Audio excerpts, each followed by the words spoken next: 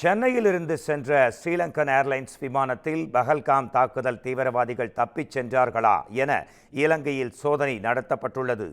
ஜம்மு காஷ்மீரின் பஹல்காமில் சுற்றுலா பயணிகள் 26 பேரை படுகொலை செய்த தீவிரவாதிகளை பிடிக்க இந்திய ராணுவம் தீவிர முயற்சியில் ஈடுபட்டு வருகிறது.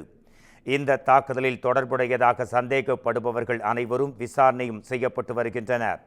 இந்நிலையில் பஹல்காம் தாக்குதலில் தொடர்புடைய தீவிரவாதிகள் சென்னையிலிருந்து இலங்கை சென்ற ஸ்ரீலங்கன் ஏர்லைன்ஸ் விமானத்தில் தப்பிச் சென்றதாக தகவல் வெளியானது. இதுகுறித்து சென்னை கட்டுப்பாட்டு அறையில் இருந்து தகவல் கொடுக்கப்பட்டதை அடுத்து இலங்கை தலைநகர் கொழும்புவில் உள்ள பண்டாரநாயக்கே விமான நிலையத்தில் பாதுகாப்பு படையினர் மற்றும் அந்நாட்டு போலீசார் இணைந்து சோதனையில் ஈடுபட்டனர். இதன் காரணமாக இந்த விமானம் அடுத்து சிங்கப்பூர் புறப்படுவதில் சிறிது தாமதம் ஏற்பட்டது.